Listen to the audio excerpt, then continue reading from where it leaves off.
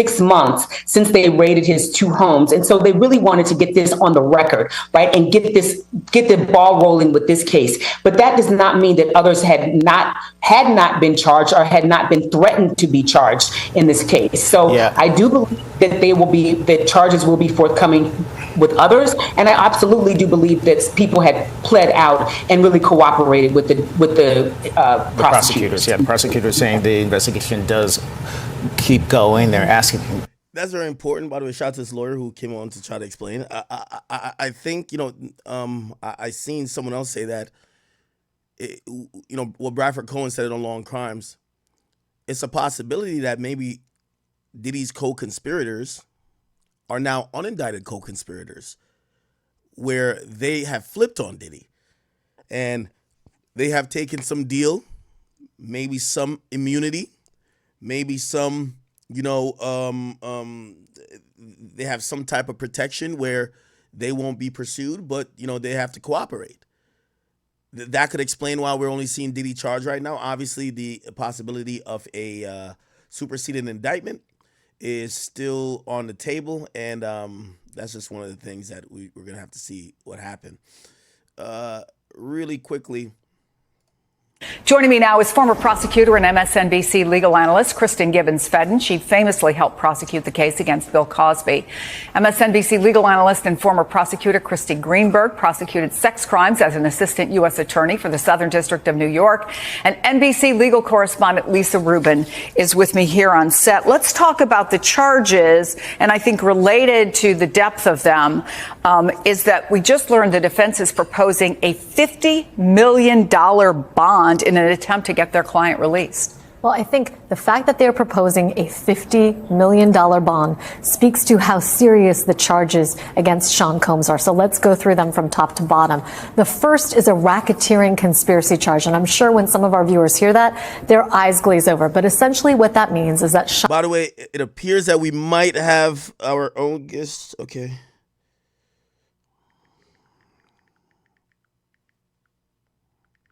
Okay, Bradford Cohen is going to be on shortly. We'll probably get Myron on as well. I would love to get them both on at the same time. I just got to tell, Myron's a little bit fucking slow when it comes to like technology, but because Bradford Cohen does Zoom. If I could get both of them on Zoom, it'll be perfect. We get an agent, a top defense attorney. At this point, who else would we need? You have we would just probably need like a former prosecutor. No, actually, we don't even need that because the fucking lawyer is going to do all that. What else will we need? I want to get like the super panel of like experts that I could just chill and just ask questions. I like doing that. Sean Combs built an enterprise consisting of his businesses, but also of personal employees and people loyal to him to help him basically accomplish these sex crimes with which he has been charged. And not only did they help him accomplish these sex crimes, they did a bunch of other criming with him, according to prosecutors, in order to cover it up or to keep his victims silent. He's also been charged, Chris, with sex trafficking under force or coercion or transportation with the intent to engage in prostitution. And critical to the allegations are the severity of the violence alleged: use of guns, forced drugging, arson, and kidnapping, all alleged and suffused throughout not only this indictment, but the detention letter that prosecutors sent to the judge today, where they outline in 16 pages why Sean Combs should not be released from federal custody prior to his trial. That's why you see Sean Combs and his lawyers saying, hey, we'll put up a $50 million bond package consisting of a $48 million home that I own outright and other things. So, Kristen, I want to play some of what we heard earlier from prosecutors. This office is determined to investigate and prosecute anyone who engages in sex trafficking, no matter how powerful or wealthy or famous you may be. No one should doubt our commitment on that. A year ago, Sean Combs stood in Times Square and was handed a key to New York City. Today, he's been indicted and will face justice in the Southern District of New York. So to me, honestly, Kristen, that sounds pretty straightforward. But then I read the indictment. And the level of depravity that's alleged there, that's described there, is certainly nothing I've ever seen. But you have the experience. Put it into context for us. Yeah, so what happens is, and I think one of the things that's interesting, Chris, and he was actually asked this at the press conference about, okay, if you have this indictment that outlines this depravity, how is it that just a year prior you give him the key? How is it that we didn't know that any of this was going on? And one of the things that I think is really important is that throughout the pre-detention letter that Lisa was alluding to, they talked to, I think they said they gave around 300 grand jury subpoenas, spoke to around 50 victims and witnesses who are able to really substantiate or corroborate one another with the allegations that are set forth in this indictment. So I think one of the things is, well, then how did this go on so long? But you have to remember that sexual assault, particularly when it's against someone as powerful as Puff Daddy, particularly when you have the facilitation of some type of intoxicants, you're talking about ketamine and all of those drug-fueled parties, and then you go up against someone whose reputation is such that he was awarded the key to the city, you have a very large power imbalance, which further levels onto that coercion and further forces victims to be silenced. So that level of depravity, even though it's so horrific, can really cause it to be silenced when you have someone as powerful as Puff Daddy. Yeah, Christy, to be honest with you, again, when I read through it, it was like, how did this go on for so long? Again, allegedly. And no one spoke up, or, I mean, there have been other cases in the past related to him. But let me ask you what you, as someone who has prosecuted sex crimes at the SDNY, what stands out to you in the indictment? So one thing I would say in prosecuting sex trafficking cases, oftentimes they are undetected for decades, like this one. I unfortunately have prosecuted sex trafficking cases that have gone on for decades. And a lot of the reasons why the victims don't say anything earlier are, even when the facts are different across cases, the ultimate reasons tend to be the same, because these traffickers know that they can instill a culture of fear. And that culture of fear really prevents them from speaking up. Here you had force, you had violence, you had U.S. Attorney Damian Williams saying that these victims felt they could not leave because their own security was at risk if they did. And there is actual video evidence of that when one of the victims was trying to leave a hotel room, trying to leave one of those freak-offs. And what happened? Sean Combs violently beat her. That is on tape. So to the extent any juror, any member of the public questions, well, why didn't she leave? You can see the evidence of why she didn't leave sooner. It's right there on tape. I will say that in terms of looking at this indictment and looking at the detention letter that was submitted by the prosecutors here, this is among the strongest sex trafficking cases I have seen, because you have the conduct on tape. These freak-offs are on tape, found in videos, in Sean Combs' own personal devices. You have recorded calls where he is then trying to have them and engage in a false narrative to conceal his the evidence of the crime once it was determined that the law enforcement officials were looking into this. That evidence is damning. In addition to having the victims coming forward and corroborating one another's accounts, the fact that you have video. Did they say the strongest? Shorty's going in. Or any member of the public questions, well, why didn't she leave? You can see the evidence of why she didn't leave sooner. It's right there on tape. I will say that in terms of looking at this indictment and looking at the detention letter that was submitted by the prosecutors here, this is among the strongest sex trafficking cases I have seen, because you have the conduct on tape. These freak-offs are on tape, found in videos, in Sean Combs' own personal devices. You have recorded calls where he is then trying to have them and engage in a false narrative to conceal his the evidence of the crime once it was determined that the law enforcement officials were looking into this. That evidence is damning. In addition to having the victims coming forward and corroborating one another's accounts, the fact that you have video evidence they can see and hear Mr. Combs threatening and hurting victims, I mean, this case really seems incredibly strong. So given that, given the details, given the strength of the case that the prosecutors say they have, Lisa, what will the judge consider if they offer this $50 million so he can be free while this case is going to trial? Well, as Christy and Kristen know well, the dangerousness of the individual to the community, as well as the likelihood that they will and have the capacity to flee, are two factors that a judge considers. One of the things that Sean Combs' lawyers have told the judge is acknowledging that he owns a plane. They say that there's a letter of intent to sell that plane, and as part of that, he won't take the plane right now. But where you have a defendant who owns private aviation, the capacity to flee is there. The other thing is that the dangerousness of Sean Combs should not be underscored. In addition to the allegations of literally hitting, dragging, kicking his victims, I'm reading from the detention letter now. There's an incident where he and a co-conspirator kidnapped an individual at gunpoint to facilitate breaking and entering into the residence of another. Approximately 2 weeks later, according to prosecutors, co-conspirators then set fire to that individual's vehicle, and that multiple witnesses would testify to the defendant, meaning Sean Combs, bragging about his role in destroying individual one's car. This is not a white-collar defendant who has committed alleged securities fraud. This is a person who is a danger to the community and a danger to women, according to the Southern District of New York, Chris. So we have less than a minute, but let me ask you, Kristen, what happens today? What happens next? So today the judge will most likely determine whether or not he will detain Puff Daddy. All right. We get to understand what that is. Wow. God damn.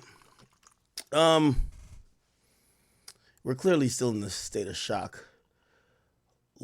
Harvey Levin. Thank you very much. Now to some breaking news. We are expecting some sort of news conference, I believe, in less than an hour from New York. But what are you? Narcotics offenses, arson, bribery, drug charges, including during the raids, they found oxy, GHB, ketamine, cocaine, MDMA. They found AR-15s.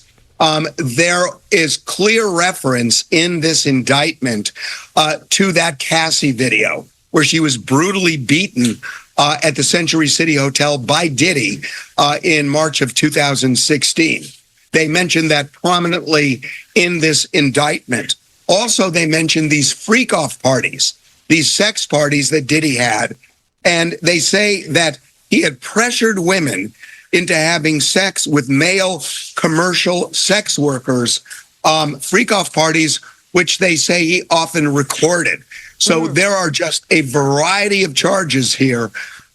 His lawyer says not only is Diddy not guilty, his lawyer says he's innocent when he walked into the courtroom. And like you said, the U.S. attorney is going to be laying this out at 8:30 our time in a news conference. Harvey, the arson charge that you mentioned, is that in any way connected to the when he allegedly blew up someone's car in a driveway? It could be. The only thing they reference with respect to arson is that it occurred in California. So we don't know, but it well could be. TMZ also reporting on a cryptic post from Aubrey O'Day, who was a member of Danity Kane, which is one of the pop groups that Diddy put together. Yeah, I don't know, Melvin, that it's cryptic. I mean, we interviewed her for our documentary, and she is thrilled that this indictment came down and said more to come, and there would be women coming forward. She has spoken with some of them, and this is a day she has been waiting for many years. I know it's so early in this, but given the heaviness of the charges and how many charges, federal charges he's facing, what does this mean for possible jail time? Decades and decades in prison. Right now, the big issue is, will he get bail? We're told he has surrendered his passport, and I think they're doing that to show he's not a flight risk because they're trying to get him bail. We will see. And even his attorney, I believe, said that Diddy had gone to New York knowing that this was coming. Yeah, I mean, it was really clear this was coming. Now, we were told that this was supposed to happen today. And for some reason, the feds accelerated it and did it last night in Midtown Manhattan. I don't know whether they found out he was going to leave or what, but we're told it was supposed to happen today. And what about the implications for what's at stake here in the state of California? Well, it's a good question. Whether California would file charges, I don't have the answer to that. I have no idea whether the DA is looking at that. But I will tell you, when you read this indictment, they threw in everything, including the kitchen sink. Mm-hmm. In this indictment, these charges and the allegations go back decades, even back to the 90s, right? Yeah, I mean, they're saying that he was in a conspiracy with his group to do all sorts of things. And again, they lay out, bribery and all sorts of allegations, some of which involve violence toward women, but also involve money. They say that this has been a decades-long criminal enterprise. That's essentially what they're alleging. Which brings to mind the issue of perhaps statute of limitations, especially when you consider... Chat. So while you've been watching that, I'm trying to see what's going on. I'm looking at all the chicks Diddy used to fuck. Anybody saying anything? Any baby mamas? Any kids? Nobody saying shit? You know who just deleted their Instagram? I don't know if, somebody can fact check me on this. I don't know if it was deleted before. But you know whose Instagram is deleted? Shorty here, bro. So she's out here, okay? Gina H. Her Instagram, remember I played her like not too long ago, like a week ago. I said, yo, she's starting to, I see why. Remember I was like, yo, her twerking ain't good. Remember she was twerking on the gram, right? She's socials off. I don't know what that means. I don't know what it means. By the way, this is her page. Currently, if you look it up, unless she blocked me, I'll look it up on my other account. Maybe she blocked me. I did clown her. Yeah, maybe she blocked me. Let me look up on a burner. Yo, I be roasting these chicks, and they'll hit me with some like shit. They be tight. Now, maybe she just blocked my account, but this is not even my real account that I use on stream. Gina H. Nah, she's out of here. She's out of here, people. She's out of here. The house of freak off cards is crumbling. She's out of here. I don't know what this means. This could mean she's a potential witness, a victim, or she could mean, nah, that's my sugar daddy. Fuck y'all niggas. I'm blocked? Some people said I'm blocked. Nah, I think she out of here. Chad. I'm going to read donations in a second. Everybody who donated, I'm going to read that in a second. By the way, hey, sorry for the shameless plug. I don't ask y'all for much, but I do want y'all to, if you're following, if you're watching on YouTube, please hit the subscribe button to the page. We're trying to get to 1 million followers on the King Akademiks. Trying to get to 500,000 on the Academy. If you're following on Twitch, please subscribe. If you're following on Rumble, please become a member, okay? The last thing I will say, shameless plug, I'm sorry. I don't like to do ads, but we just dropped our new line, okay? If you don't got to donate to me, you don't got to do anything, but if you could cop something from the merch store, really appreciate it. The Academy.shop, that is the only thing I have to offer to y'all. Other than that, I'm very happy with just your time, but we got some new shit we just released. I love this shirt right here. I'm about to wear it next week.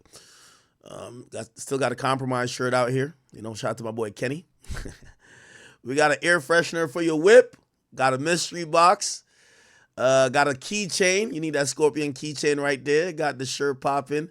We got some shorts, varsity jacket, little trucker hat. We got y'all, man. Okay. This is our new drop. Please go support if you can. Okay. And also I think we still got a Chat Nigga hoodie on. So go ahead if you could support. All right. Otherwise, it's okay. I value your time, and I really respect that. So, yeah, Gina V. H. Am I saying her name wrong? Gina V. H. Am I saying her name right, Chad? H. Yeah, she's out of here, people. Now, what we do know her for, and this is the thing, they're saying Cassie's victim number one. We get that, but let's go to Gina H. she did an interview back in the day where she was exposing the shit out of Diddy. Right? Listen to this. I'm wondering why this is not included. She did an interview with Tasha K saying that, yo, Diddy forced me to terminate 2 pregnancies. He was putting the beats on me. Like, again, the feds need victims. They need witnesses. How is she not a part of it? But maybe she is. She just hasn't been named yet. Regardless, she disappeared from social media. As to why she's, telling her story, because when we spoke the other night after the video went up and it went viral, everyone was shocked, like, whoa, Diddy has a new girlfriend, has a new boo. You guys were like tongue kissed. Wait, I'm blocked? Why y'all keep saying she's still on IG? You capping. Check Janelle Monáe. Somebody said, actually, I'm blocked. Oh, my God. I clouded Turk and I'm twerking. I'm black. Am I blocked? Real talk? No way I'm not blocked, bro. She on Instagram? No. All right, hold on. I got to go on an extra burner. Nigga, I just open a tab on incognito mode.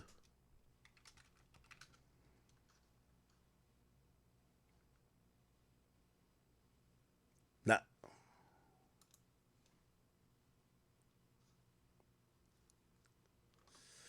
Is he going to load? I think I'm blocked, y'all.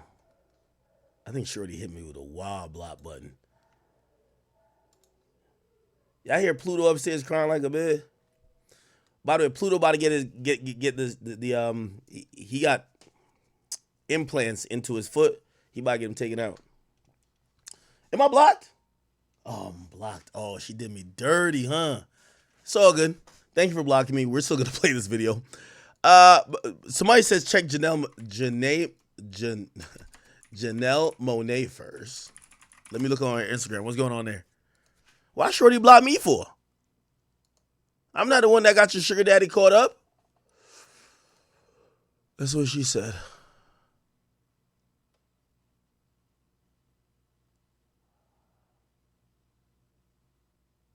Huh? Spotter, what the fuck is this? That's not anything. Why y'all tell me to go look at Janelle Monáe? What's up?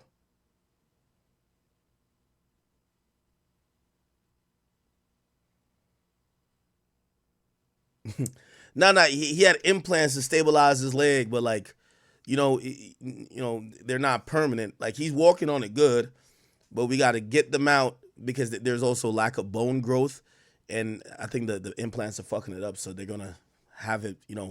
Now he walks without a. Come on, this ain't time for Pluto update. Come on.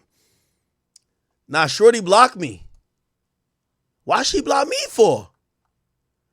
Actually, I'll be able to tell she blocked me. I'll go on incognito mode on her ass.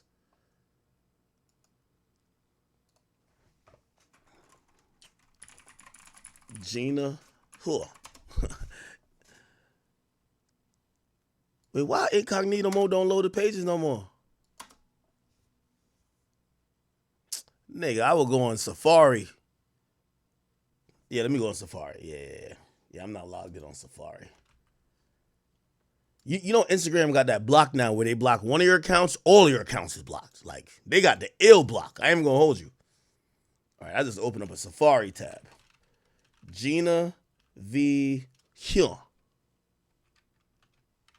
Am I saying her name right?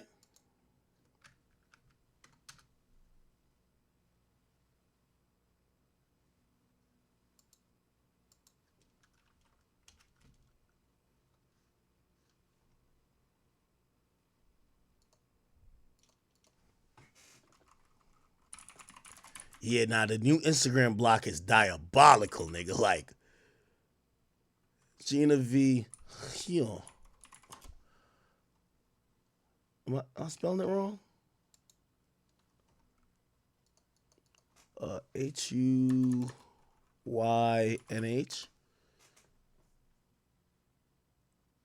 Bro, it won't even load her page. Nigga, I'm on Microsoft Edge. Pause. No edging. No Diddy. It might be up, nigga. I can't see that page. Fuck that, nigga. I don't know what's going on with her page, bro. Maybe something's going on with her page. I don't think it's me. I think the Mark Zuckerberg fucking with her shit. Anyway, why'd y'all tell me to go to Janelle Monáe page. What? She don't fuck with Diddy?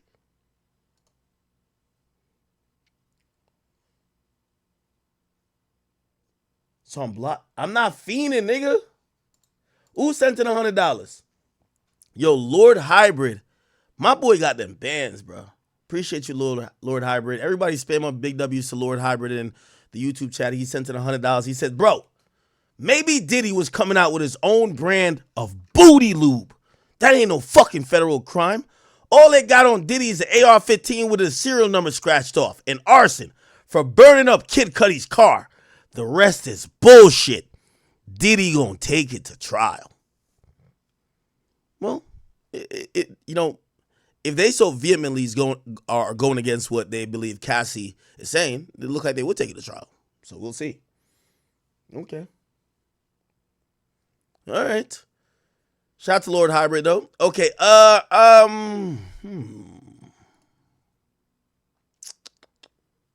right. Since I can't pull it up, here we go. And there was some photos, and I know you got hella followers from that because when Shade Room got it, it was over. Mm-hmm. Once they get it, it's over. Yeah. So, all right. So I want to start from the beginning, okay? Because we discussed a lot over the phone. Mm-hmm. Some very, very intimate details. Chat, no disrespect to her. I seen why Diddy dropped her from the roster.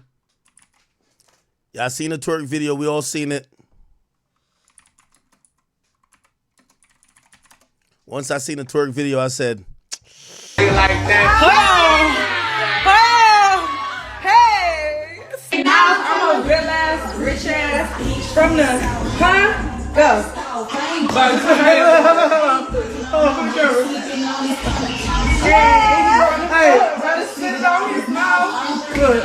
Nah. Yeah, you could be like a fourth stringer with that ass. You know what I mean? Fourth string, no disrespect. But anyway, fuck all that. I'm joking around. Is she cooperating against Diddy or not? We got to get to the fucking real info about it. She cooperating against Diddy or not? Anyway, back to this. Details and things that just kind of made me go, wow. Okay. About the specifics of you and Diddy's relationship. So I want to start from the beginning, okay? Okay. How long have you known Diddy? I've known him for 5 years. 5 years. Yes. Do you mind telling me what year did you meet him? I met him February 2014. Well, Again, she would be a subject of who the feds will want to talk to. I'm wondering what happened. Technically, the very first time I met him was September 2013 because I was at a fight in Vegas and I went to the Palms and he was hosting there. So I kind of met him there, but he says he remembered it vaguely. And then 5 months later, I ran into him again in Miami, February 2014. So that's when we officially met, I guess. And what was that encounter like? When you met him and you remember him, but he didn't remember you. Of course, everybody remembers Diddy. It's Diddy. Well, I think he saw me and then he was like, this was at the Palms. He saw me and he asked who was I with, and I pointed to the guy I was with, and he kind of left me alone after that. Oh, yeah. Okay. So nothing really. She skated on her old guy for Diddy. Diddy, you slime ball, man. Yeah, no. During that meeting in Miami. No. Okay. Nothing. So, no. In Vegas. In Vegas. Yeah. Okay. So he was trying to holler in Vegas. Yes. Okay. But then I told him I was with another man, so he kind of left me alone. But then I ran into him again. By the way, real quick, and again, I'm sorry for shameless plugs, but I got to do it. Got to shout out my people. Hey, big shout out to Michael. Damn, my niggas just dropped $200 on mad items. Shout out to my boy Michael Vanham. Oh, damn, I'm saying your government, my bad. He just copped a whole bunch of stuff. If y'all buy things, I'll give y'all a shout out, whatever. But I'll say your first name, Mike. Appreciate you. Thank you for the support, all right? February 2014.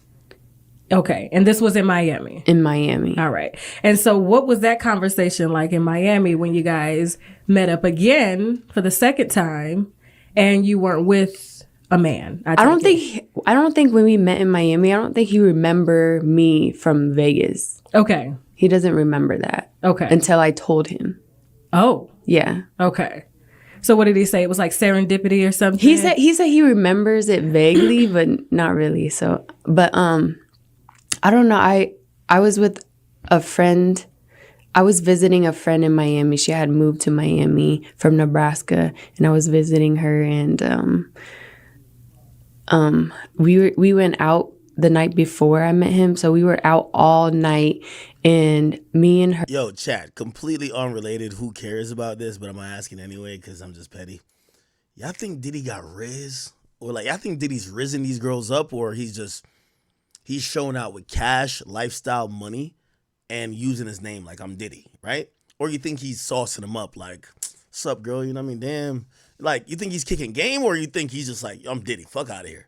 We were with a couple of guys, and they were like, let's go to Puffy's house. So we were just like, okay, whatever. It was like 9 a.m. Wow, we were Puffy's house at 9. By the way, shout out to Ayeli. Thank you for the shirt purchase. By the way, Morning. I mean, no one was there, but he was up too, though. Okay. And so we went to his house at like 9 a.m. And when I first walked in, I'm very like a chill person. I can tell. And so like I could walk into a White House and still be chill, but like inside I'm like screaming, oh my God. But when I came to his house, obviously I was kind of like, you know, I don't know, guess like starstruck in a way, because I'm from Nebraska, so I'm not around none of this. So, but I'm chill though. And he came, so when I came, he was like, you not happy to see me? Oh, you at Diddy's house. That mean you made it. The cockiness. Yeah. Shit. Okay, Diddy. I was like, but yeah, that's. And how old were you at the time? I was 21. 21. Or 22. Okay. And you're how old now? I'm 27. Okay. Maybe 22. So a long time. Yeah. These dates are crossing over. We'll get into that in a second. Okay. We're going to get messy in a second. All right.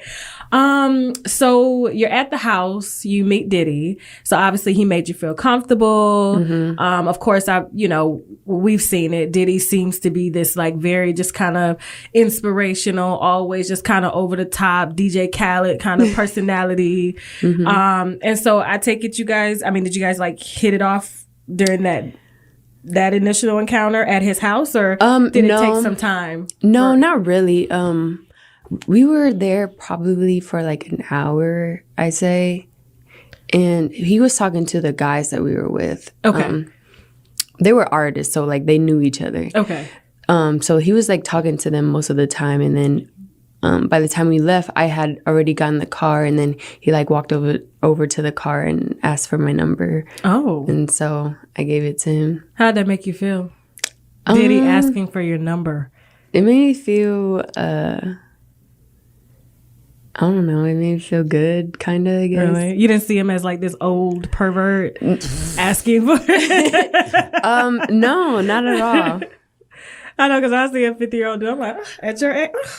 I mean, I knew shingles? He was older than me, but I've always hung out with older people in general, so it didn't. See, this is the problem with Tasha K. Tasha K is not a genuinely beautiful woman. So she don't understand how beautiful women look at rich men. You know what I mean? Like, look at Tasha K. You know what I'm saying? This chick don't give a fuck how old Diddy is, nigga. Diddy got them billions. Fuck that. She with it. It make me... Yeah, it didn't bother me. Okay. Now, from that time of you meeting him and you give him your number, mm-hmm. How long did it take before you guys actually made it official? Well, you made it official. What you mean knock it off? Listen. I'm sorry to tell y'all the truth. Niggas, you could be as ugly as sin. If you got the bread, you're basically a bad bitch. If you got the bread and the fame and the status, you're a bad bitch. As a woman, you could have $1 billion. If your face still look like that, yeah. I mean, there's a couple of niggas who still fuck you, but like, come on.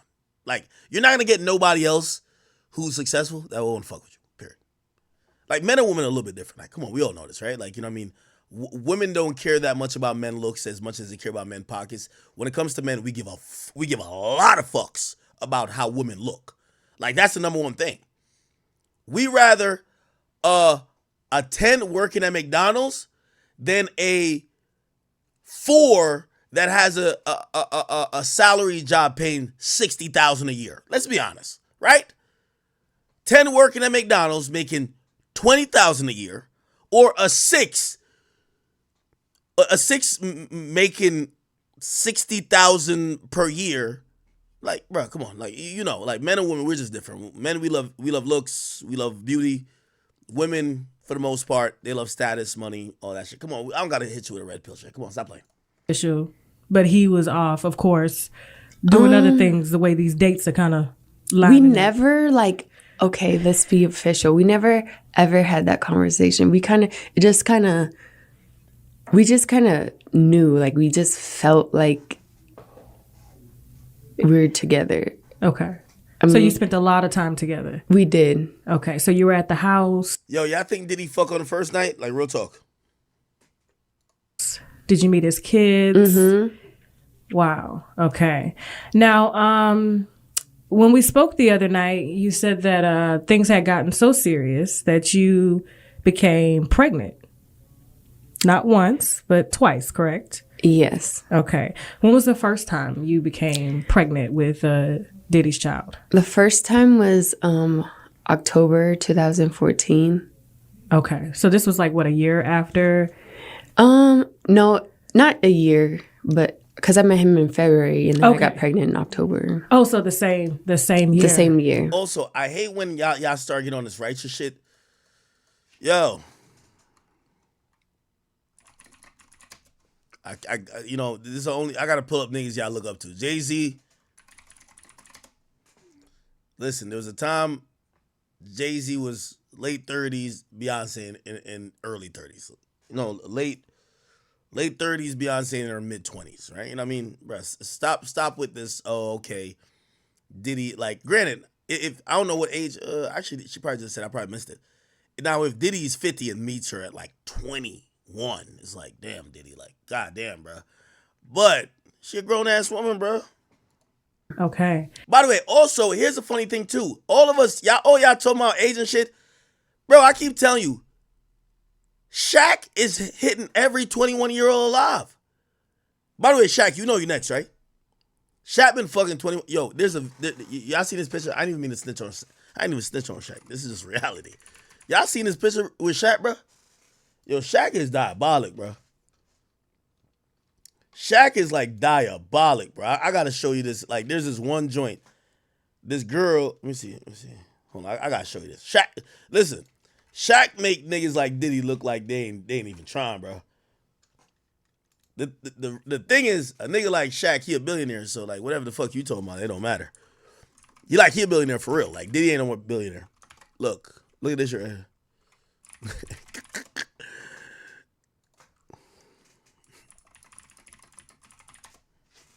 Look at this. Bruh. Yo, hold on. Like, look. How old is Shaq? But I'm going to be honest with you. If you win 5 rings or 4 rings and you're the greatest basketball player, like you're the most dominant, like you could still fuck 20-year-olds. It's like, unfortunately. That's just kind of how the culture looks at it, right? Like, again, I'm just telling you how culture looks at it, right? Yo, Shaq took a picture with this chick. Like, bro, come on, dog. This looks crazy. Nigga, like, bro, you're so taller than her. You're so old. Like, bruv. Like, this shit look crazy. Bruv. Like, this is diabolical, bro. You feel me? You feel what I'm saying? But niggas like, he gonna get a statue outside of the Staples Center. Fuck it. You feel what I'm saying? That's just reality. You know what I'm saying? It's reality. It matters. So when y'all be mentioning, yo, this chick look like she might be 19, bro. Like, come on, bro. Anyway. And you mind telling me what happened with that pregnancy? I told him, and he was like, you're gonna get an abortion, right? And then I was like, I don't know. I don't know yet. And then and then he offered me $50,000 to get rid of it, but I turned it down because I just loved him, and I was like trying to prove that I wasn't the girl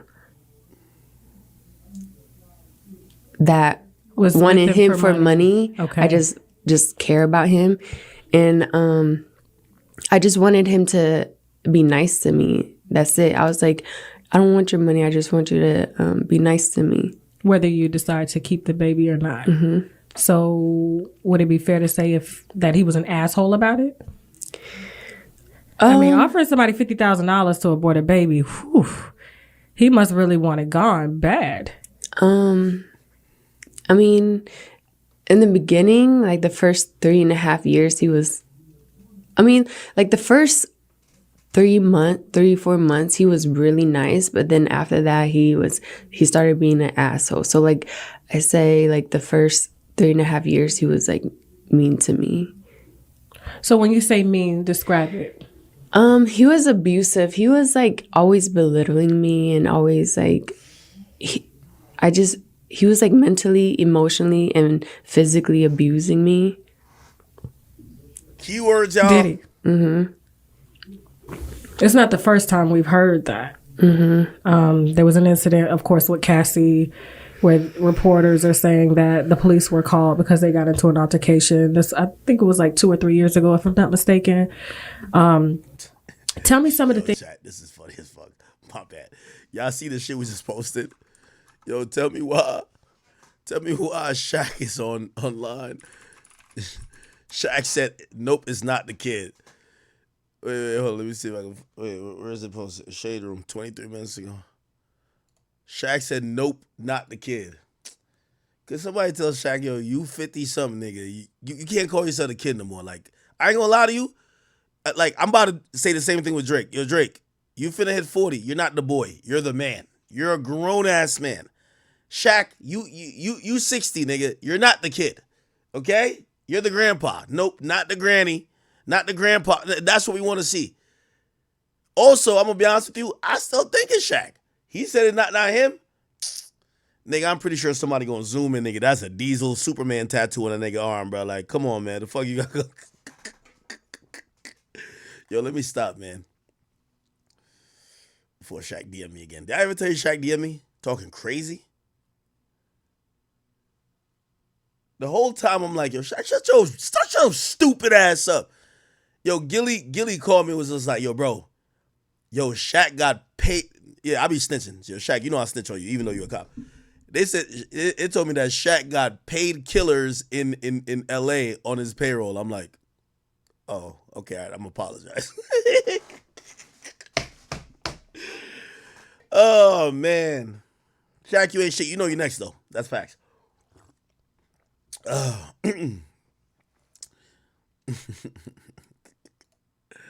Things that he would say to you. He would always compare me to Cassie and tell me that I'm the bad one and she's the good one.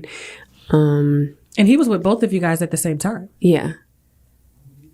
And at one point, like, I was breaking out really bad with acne, and he would be like, he said this a few times to me. He was like, baby, why don't you go see a doctor or something? I don't date women with bumps on their face. Oh. Wow. Damn. Yeah, he would say that to me. Take a drink. Relax. I'm going to be honest with you. This is to show how much you was Diddy's puppet. You got bum-ass Tasha K saying, take a drink, and you just immediately take a drink. You could see, this is why Carisha said, if I wanted, Diddy could have you doing A, B, C, and D.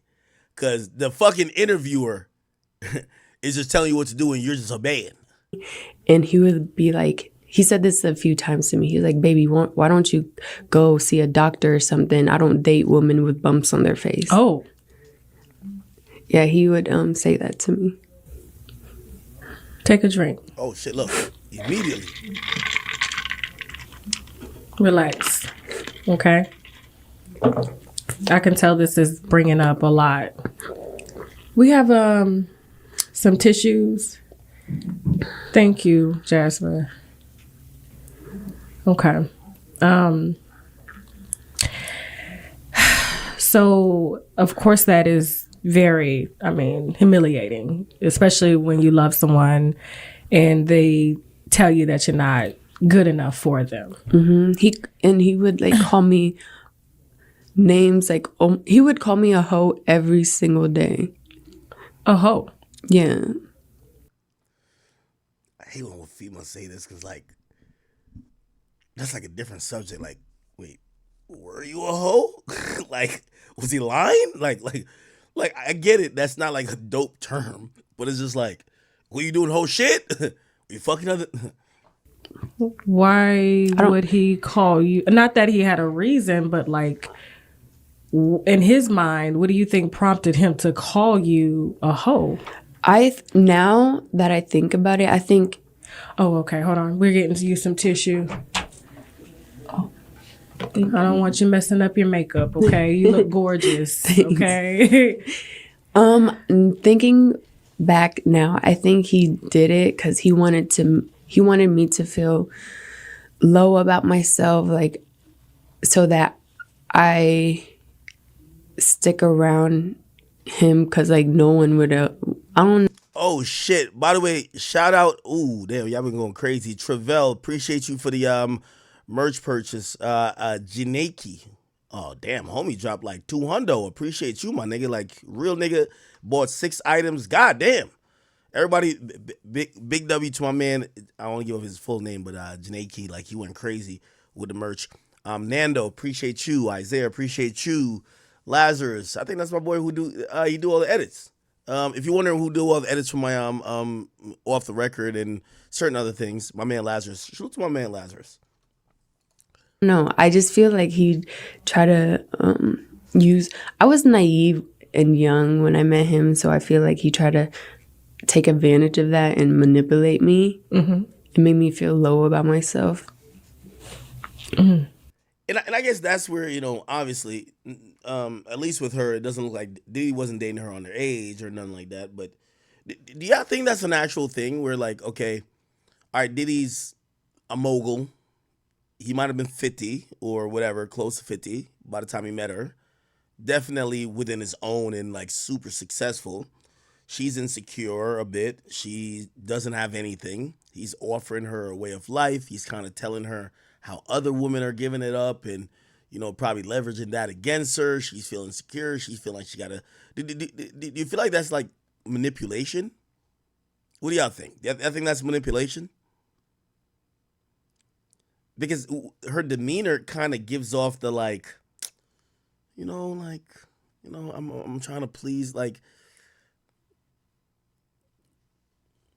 You guys let me know. Now let's talk about the physical abuse. If you're okay, are you okay with that? Mm-hmm. Okay. So obviously you terminated baby one because you loved him. Mm-hmm. How long after you guys started dating is when did the physical abuse start? The first time it ever happened, which was not even like that long into the relationship, because I met him in February, and then it was probably like the beginning of May, because we were at Meek Mill's birthday. Okay. He had like a mansion party, and we went, but while we were there, I was sitting here, and then Puff, and then Meek, but I was like covered with like a stand or something, like probably says like "Happy Birthday, Meek" or something like that, but it's like a little stand that like was covering me. Oh. Yeah, Meek Mill is his bitch, not yours. The fuck? Yeah. Listen, I get it. Yo, you don't want two of your hoes in the same spot. You is hoe, Meek is hoe. Both y'all is hoe. Like, y'all can't be in the same spot. The fuck? Because there was like a lot of cameras and stuff there. So it was like me, Puff, and Meek. Puff had like leaned forward to like... Chat.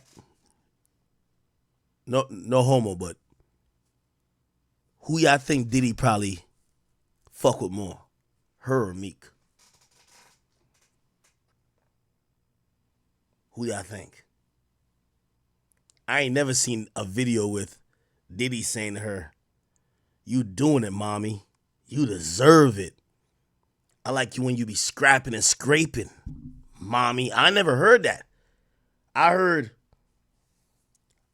"I like the way you do it, daddy. You deserve it." That's what I heard. You deserve this. That, like, shit. If she don't got a video like this, I don't want to hear it. Hey, what's up, King Son? Man, you doing it, man. You deserve it, daddy. You putting in that work. Proud of you. See? She ain't never put in that work. Meek was putting in that work. That's the difference. Shorty, you not putting in that work. Son. Man, you doing it, man. You deserve it, daddy. You putting in that work. Proud of you. I love you. Yeah. Yeah. I see why she tight. Talk to somebody, say hi or whatever. And so I turned over to Meek and I said, "Happy birthday." He put his hand out and then he was like, "Thank you." So I reached his hand and shook it. And as I shook Meek's hand, he turned around and saw it and he got so mad. Wow. And then we probably like stayed like 20 minutes after that happened. And then when we got in the car, he like grabbed my hair.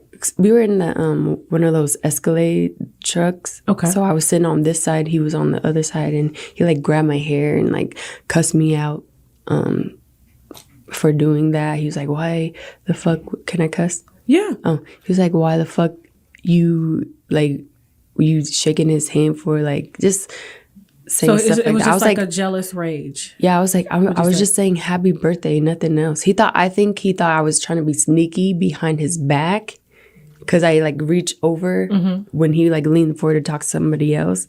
So he thought I was trying to be sneaky. And you were how old at this time?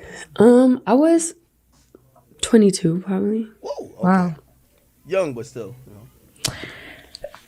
Okay. And then he did this. So okay. By the way, also, who just donated?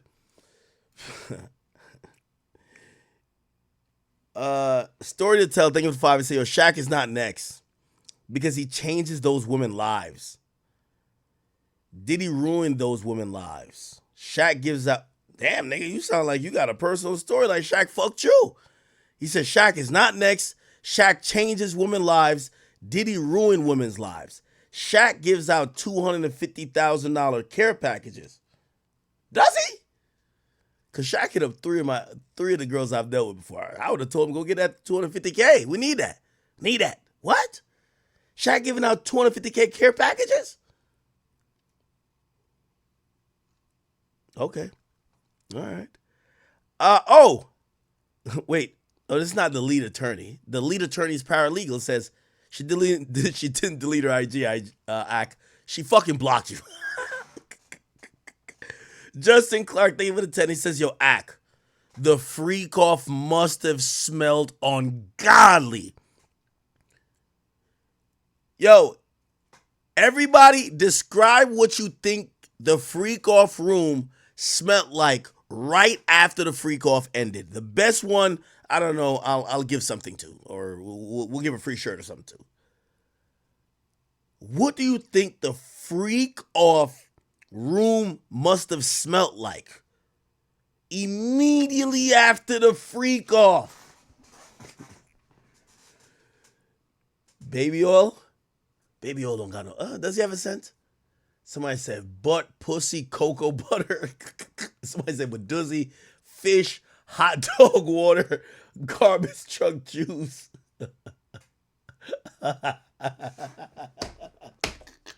Somebody's alright says puffy juice. Cabbage? No, definitely not no cabbage. Somebody says smell like Meek sweat. Yo, stop playing with Meek. Yo, real talk, y'all niggas stop playing with Meek. Y'all know how Meek get down. Stop playing. Somebody says Sodom and Gomorrah. Smell like tuna. The New York subway. Yo, stop playing with Flacco. Who said Flacco in my chat? Yo, that's Big Flacco, and that's my nigga. Stop playing with him. What? You smell like the chum bug. All right, y'all. Yo, a story to tell. Thank you for the 5 again. You said Shaq took your girl. That you lying. You lying. It might have happened, though. I literally just talked to a rapper who told me he got into an argument with Shaq. And I'm like, bro, how is it 4 people out? 2C called me one day. He's like, yo, Ak, why does bitch ass nigga Shaq in my DMs? In my girl DMs? I'm like, don't worry, bro. He does it to everybody. You're not special. Is that word? So he did it to me mad times. Another nigga called me. Yo, why this nigga Shaq? Bro, Shaq's a whore, okay? And he only fucks, like, I think Shaq think him being almost 60, he gonna keep fucking 20-year-olds and become young. Fuck it. You know what I mean? I can't even be mad at him. Why become a billionaire, right? The Thunder Sound, thank you. He said, take a drink as therapy from Mr. Take That is crazy. Take a drink as therapy. Oh my God. Damn, we have like straight off the path of what Gina's saying. Shout out to Gina. Why she blocked me though? King Los was sitting in the back. Okay. And then when we got to the hotel, it got even worse. And he took one of my heels and tried to throw it at me, and then he like mushed my face and like really hard and made my nose bleed. Wow. And the only person that every time me and he like we get into like fights like that, the only person that ever helped me was D-Rock. Everyone else just kind of just allowed it to happen and just like looked the other way. So most of his entourage were, I guess, enablers. Like his staff. Yeah. Or, yeah. And they wouldn't say anything. They would just watch him. No, not watch it, but kind of just walk away and just leave us alone. That is sad. I will be honest. You know, like, no bullshit or joking aside, it's like a lot of these women, and we're hearing the stories even from Cassie and even this woman, like, yo, we're left to fend for ourselves. Security only cares about if Diddy is getting hurt. They're here to help and protect his image. Why? They're getting paid by him. We as women, we're just kind of getting abused, or people looking the other way, or people are saying, well, you must have did something, right? That is kind of fucked up. Again, we don't know what Gina currently feels. Is she cooperating with the state? Or not state, the feds? Is she a potential witness? I'm pretty sure, the grand jury said they issued 300 grand jury subpoenas. It took months to get through the nitty gritty. She might be a person who is into, that's a key witness that's going to be involved with the abuse or whatever the case is, even though clearly the main witness is Cassie. So we don't know if she's involved with the case, or we don't know if maybe she's trying to lay low to try to avoid it. Now, it's way easier to avoid a state case. Like we've seen people either try to plead the fifth or even down to be held in contempt. They're down to sit in jail. For state cases, Fed case, they're coming at you with a full court press. If they feel like you're either a co-conspirator or a victim, they're not gonna, especially if they want somebody as bad as they want Diddy, they're not gonna let you just play the game with them. This isn't Fulton County. This isn't a YSL case, right? So I'm wondering what's going on with her. I'm pretty sure more will be determined later, but she's given, and she did this voluntarily 5 years ago. 5 years ago from now is 2019, right? Remember, the feds need to prove ongoing behavior. She would be a very integral part of proving ongoing behavior. By the way, also, thank you guys. You guys are running up the bunch. Oh my God. Real quick, Tosin, thank you. Appreciate you for the merch purchase. Noel Bertrand, really appreciate you. You bought 2 items. Brennan, thank you for the 3 items you bought. And Dave, thank you for the 2 items. All right. Appreciate you guys. Let me keep playing.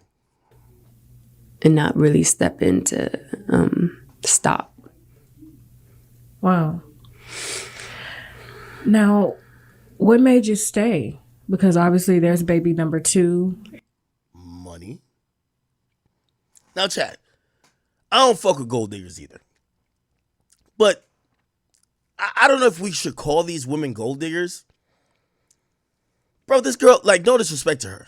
I don't know if she has a marketable skill. Also, these women have never worked a 9 to 5. Like, they're used to have their bread buttered on both sides. When you ask them why they stay, it's like, they're like, well, I only know this lifestyle, and I guess I have to just keep going through it. You know, I won't necessarily call her a gold digger. Maybe you will. I won't. This is all she knows. A lot of these women, all they know is that they're beautiful, they're attractive, and they've caught the eyes of these famous guys. They have no marketable skills. They've never had to use their brain. They've never had to problem solve. They've never had to get a job. When you say why do they stay, a lot of these women, they're staying because until they find another man to foot the bill or find another opportunity, it's like, imagine you like being in a fucked up job and you're like, your boss talks to you crazy. They be doing you dirty at work, but like it pays the bills. So, you know, I know it's easy to just demonize these women like, yo, y'all whores, this and third, but you know, and no one's ever gonna feel, well, actually people do feel bad for attractive women, but for some of these women, they have no skills at all. Their only skill is being a commodity of sexual objectivity that rich and successful men lust and yearn after, right? And their thing is, all right, once they realize that, let's find the guy of highest value or the guy with the most money. So when you're with Diddy, there's not another Diddy coming around. You know what I mean? And then there's more beatings, according to you, that happened after that, because that was just the first time. What made you stay? Because I just thought,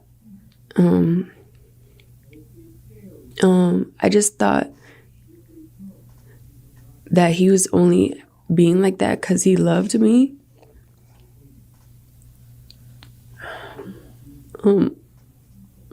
Get you a tissue. I don't want you messing up your makeup, okay? I'm sure you've shed enough tears about this, so. Because, I mean, I grew up watching my mom get beat by my dad, so that's all I knew. So I just thought it was normal, and I thought it just mean he loved me. Do you know most domestic abuse victims don't talk about their abuse? They're ashamed of it. They feel like as if they've done something to deserve it. Yeah, I felt that. Now, let me ask you a question. Again, I hope if you're watching this, we've been streaming for 7 hours straight. Again, we're getting to 10 hours today. We ain't getting off. We ain't finna get off. We finna do 10 hours. It's all good. But let me ask you a question genuinely, Chad. Do you believe that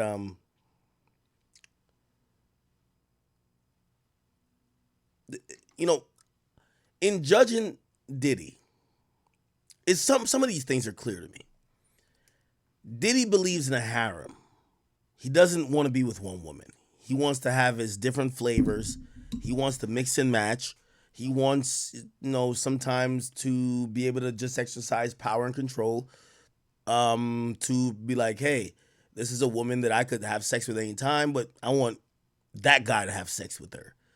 Obviously, you know, which you know, all these freak offs, you know, we've not heard. We've never heard that he wanted a rapper to fuck her. He's always gotten a sex worker who would never be seen again. So, like, maybe that's his homoerotic fetish of him wanting another man there. But he clearly was still competitive. Like, he didn't want Drake fucking his bitch. He didn't want Jay-Z fucking his bitch. He didn't want Fabulous fucking his bitch. He didn't want Jadakiss fucking his bitch. He rather some white guy or some other guy who's a sex worker fucking his girl. How much do you judge? Okay, you know, I'm not here to judge kinks. Obviously, that's not my thing. To be honest, I don't think most black men are into that. And if you're white, you know, I love all my Caucasian people and mixed race or other people who watch me. But Us niggas, we not into people fucking our hoes. Or let me not say hoes. Now our girls, or women, or wife, or girlfriend. Some of these white people might be with that shit. How much do you judge Diddy that he was on that extra freaky shit? Like, clearly regular sex, either got boring for him, wasn't enough. Shit, even a threesome. Maybe that wasn't enough. Like, I've done that a million times. It was clear he was into really freaky shit.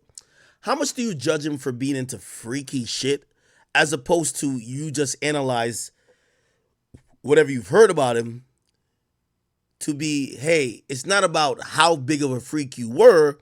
It's about consent. Because I'm going to be honest with you, like, I think the reason why they mention 1,000 bottles of lubricant is for us to feel like, yo, Diddy isn't like us.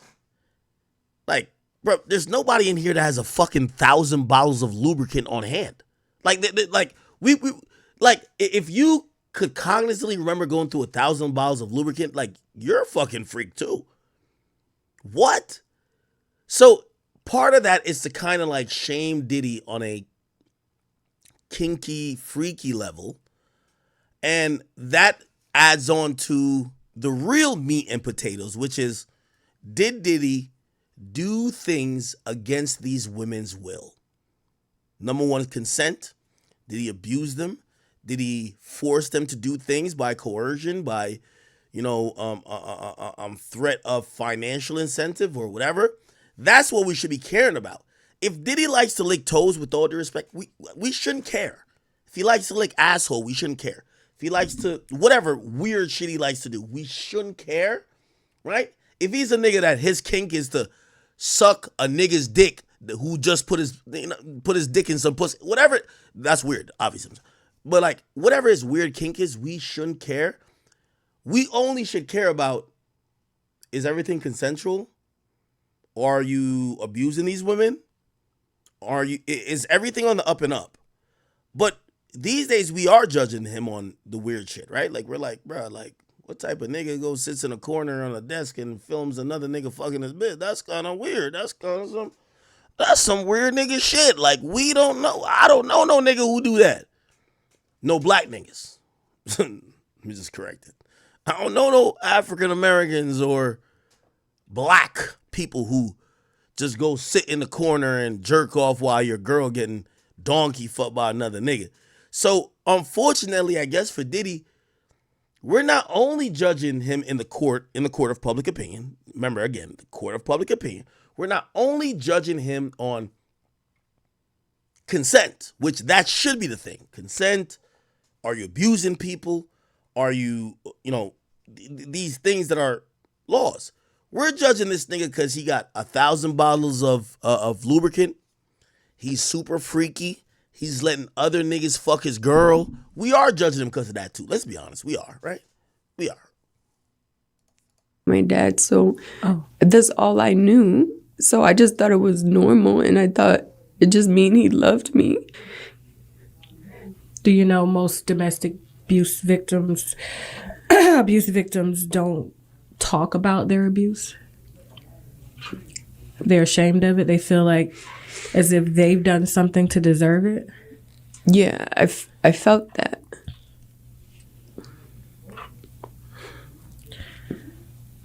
Let's talk about baby 2. When did baby 2 come? Last year in August. So I've never heard anyone say they use a condom, or I've never heard anybody in these free. Diddy clearly doesn't like to be with one woman. That's no crime, by the way. Whatever. But we never heard condoms. Instead, we're hearing multiple pregnancies. One thing I've been surprised that we haven't heard. Yeah, if you're fucking 6-7 girls, right? And you're doing it all unprotected, bro. First of all 6-7 girls, say you're a guy, all 6-7 girls, most likely they're not only fucking you. They might be fucking 2 other guys, 1 other guy. By the time you extend that web of who's fucking who, there's dozens of people in the mix. So you know what happens? An STD gets introduced.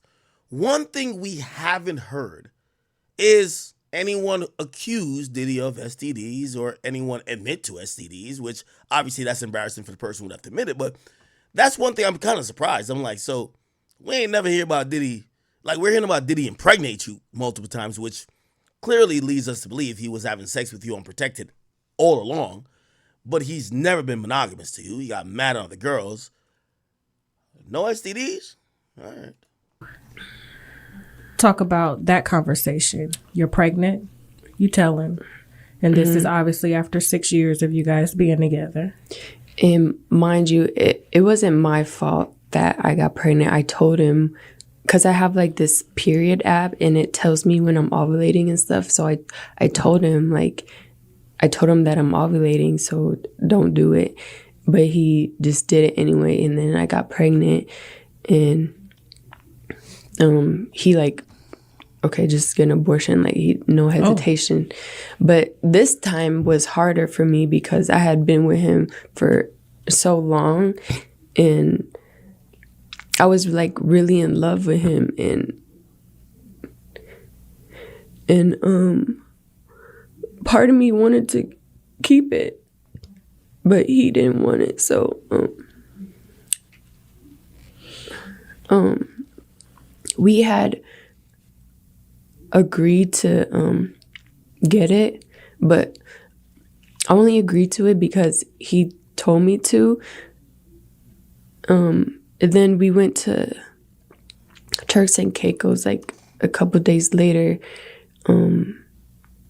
And during that time, he was like giving me drinks, like alcohol, like giving me drinks to drink. And I was just like, I'm not laughing because of this, because it's not funny. I just seen another video and I'm like, no fucking way. Yo, look at this video right here, Jeff. We sit down with the man who famously represented Meek Mill and Bill Cosby on his thoughts regarding the newly unsealed federal indictment. Meek Mill's lawyer is indictment against Sean Diddy Combs, charging the music mogul with sex trafficking. Yo, Meek, listen, we don't get along, but you got to fire this lawyer. You can't be with this lawyer. Right now, I don't need my lawyer commenting on nothing Diddy. What the fuck? I want to be acting like I don't know that nigga. And racketeering. We bring on Brian J. McMonagle. Look at the fucking headline. Meek Mill lawyer speaks on P. Diddy next move. Oh my God. Please say it ain't so. Once again, welcome to Sidebar, presented by Law and Crime. I'm Jesse Weber. We're honestly still reeling from the news of the arrest and indictment of Sean Diddy Combs. You know, we knew this was going to happen. By the way, salute to my man Freeway, man. I heard you got me on in the green room, my brother. Salute to you, brother. Yo, I got to get an interview with you, Freeway. Appreciate you watching, supporting always. Obviously nothing about this type of stuff, but would love to sit down with you, just talk about your life, career, and everything else. But salute to my man Freeway. Apparently he's watching. We knew it was going to happen. There was reporting for months that the 54-year-old may be the target of a criminal investigation. His homes in LA and Miami, they were raided by federal agents back in March. There was a grand jury in New York that was impaneled. He had been hit with numerous lawsuits alleging sexual assault, sex trafficking, illegal narcotics and gun possession. There were rumors that those alleged victims were cooperating with federal prosecutors. And then last night, it happened. Sean Combs, the music mogul, artist, producer, was arrested out in New York City. Reporting indicates he was taken into custody last night by federal authorities at the Park Hyatt Hotel. He'd actually come to New York in anticipation of the charges. And this comes after a grand jury has indicted him. And that grand jury indictment was unsealed today. A 14-page filing. Damian Williams, the United States Attorney for the Southern District of New York, charged Combs with 3 counts. Racketeering conspiracy, that's the first one. Essentially, that Combs operated a criminal enterprise that engaged in sex trafficking, forced labor, kidnapping, arson, bribery, obstruction of justice, that they used coercion, threats, physical, sexual violence, guns, drugs to intimidate people, to get them to do what he wanted.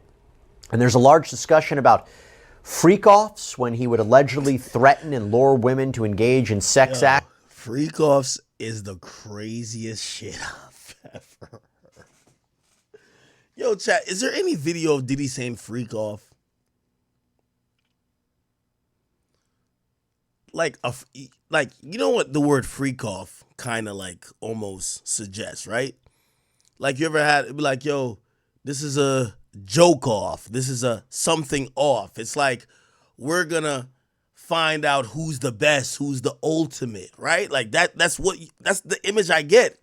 A freak off sounds like, let's see who's the freakiest motherfucker of the freaks. That's crazy. That's why I'm like, yo, we keep seeing this in lawsuits, but is there any fucking proof of Diddy saying this shit? Like, I can't imagine him saying, yo, bruv, be like, yo, Diddy, what you want to do? What you want to do today, Playboy? What you want to do today? Go to the club? Nah. You want to go to the studio? You know, the Locks in there cooking up heat. Nah, fuck that. Fuck them niggas. Yo, you want to put on a shiny suit? Man, fuck that shit. We ain't got time for that. All about the Benjamin, baby. You know what I mean? Take that. What do you want to do today? Nigga, go grab Cassie. Go get some prostitutes. Man, let's go do a freak off. Like, this shit don't even sound... It sounds so crazy. It sounds like a movie, my nigga. Like, who the fuck... Bro, you know what movie I just watched for the first time? I never watched it before. Anybody in here, one in the chat if you ever watched this. It's called... I was about to say Orange is the New Black. No. 50 Shades of Grey. First time I ever watched it. 50 Shades of Grey. Watching the shit, I'm like, this got to be what the freak off is. Except there wasn't multiple people. It was just two people. But it was like some BDSM shit, whatever. And I'm like, okay. But I really started thinking about the freak off, bruh. Y'all watched that, right? Where the fuck did Diddy come up with the freak offs? I'm going to be honest with you. Diddy has to tell us who taught him the freak. What the fuck is a freak off? Game 7 type freak off? Like, yo, come on. 50 Shades of Diddy?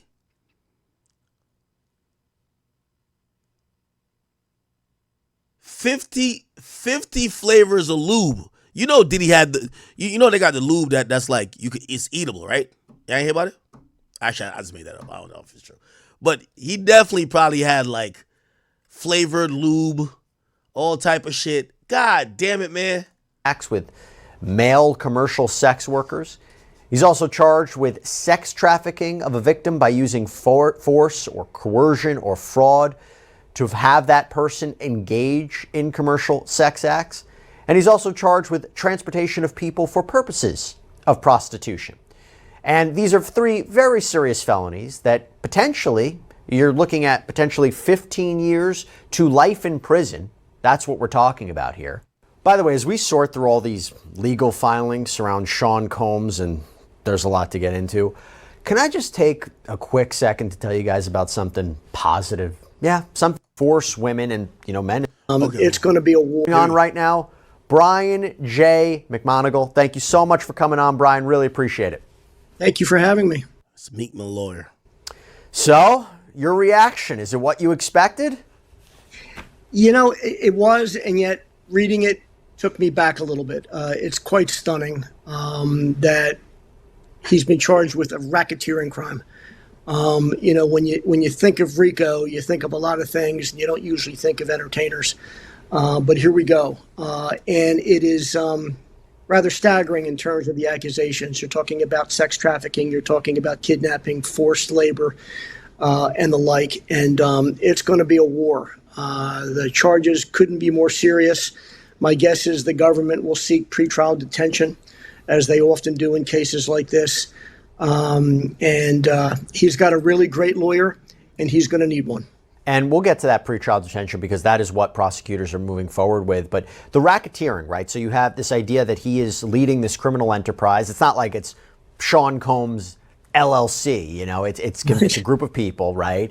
And the idea is that he's using illegal methods to force women and, men as well, into these situations. And it's a combination of all of these underlying crimes. But the government is not proving, they don't have to necessarily, they're not charging him with kidnapping or forced labor, but it's an underlying crime, part of this criminal conspiracy.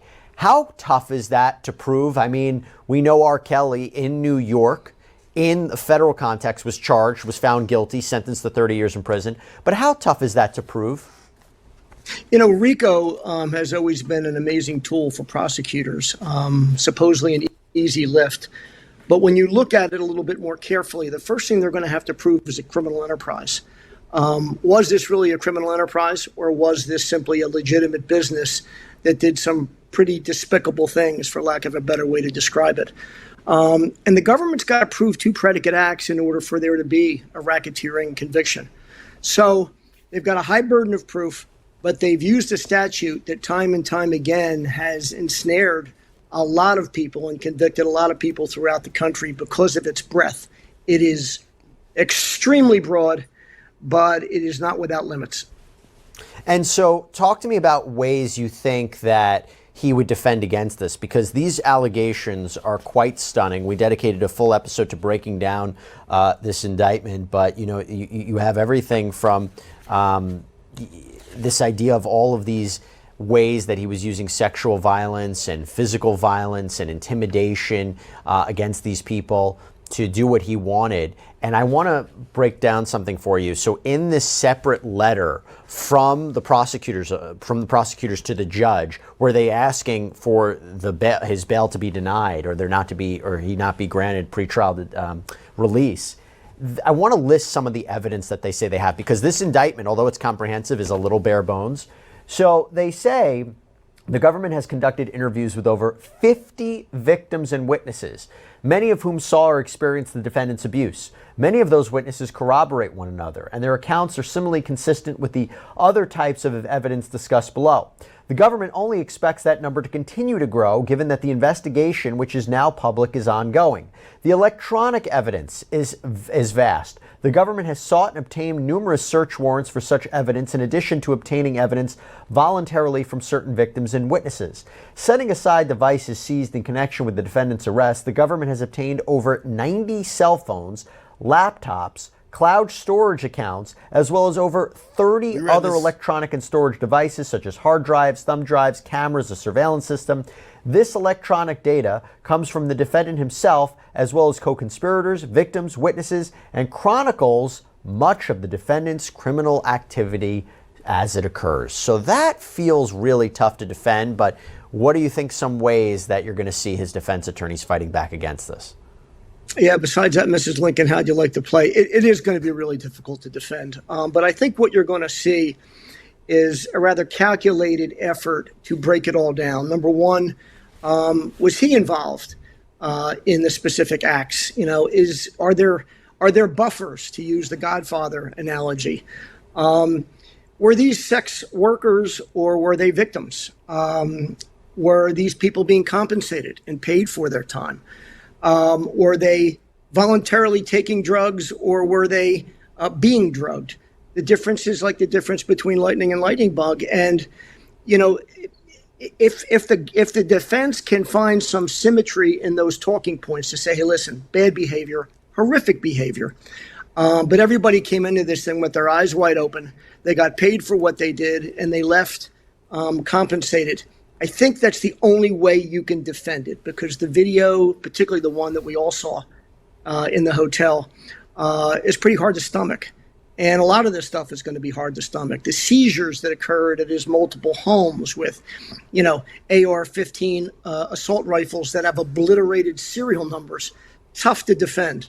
But I think what you're going to see is, hey, listen, we didn't force anybody to do anything. This was all orchestrated. It was bad behavior.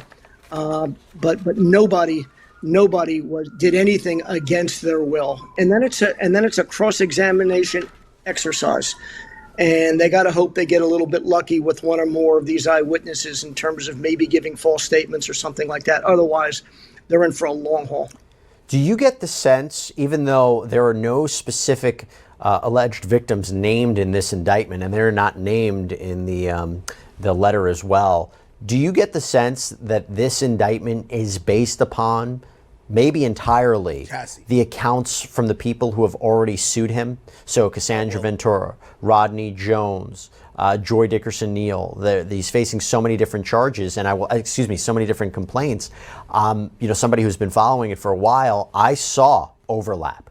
I mean, more specifically, the Cassandra Ventura 2016 video, which we all know about, which was amplified, which was mentioned by Cassandra Ventura in her complaint, and then we all saw after the CNN published it, and Sean Combs apologized for it. It is mentioned in this indictment. That's a more specific example. There are other things that are more general, but again, it seems to be consistent with the allegations that have been levied against him in these complaints. So do you think that those people who sued him are the cooperating witnesses in this indictment? There's no question about it. I mean, the federal government doesn't typically need a roadmap, but they got one here. And the civil litigation, I'm sure, consists of the very same players, very same alleged victims, very same witnesses. So they took that and they probably, as you would have imagined, put it in front of a grand jury, got additional witnesses to corroborate that which was, portrayed in the civil litigation. And that's going to be your case. I don't think there's going to be many surprises here for the defense. They've seen this. I think they expected this. And my guess is particularly the way I've seen this charged, it looks like, just as you've discussed, they just took the playbook from the civil litigation and, they put it within the rubric of RICO. And now it's life and death. And one of the complaints, I believe it was Rodney Jones, alleged RICO violation. So I wasn't surprised to ultimately see that. Were you surprised at the number of counts here, in the sense that, if you compare it to R. Kelly, who I believe was facing more, and there was obvious allegations regarding minors. Here you have a very wide, overarching racketeering charge, and then you have these two other charges: one, sex trafficking by force, fraud, or coercion, that is with respect to victim one, and then transportation to engage in prostitution. Gigolo. Why those charges, you think? Well, they want to be able to establish the predicate crimes. And they, like I said, they only need a couple of them. In every RICO I've ever seen, you have the RICO charge, and then you have a laundry list of counts. I was surprised, quite frankly, of the brevity of the complaint. I honestly thought you were going to see a RICO and then about 100 separate counts that a jury would have the ability to return verdicts.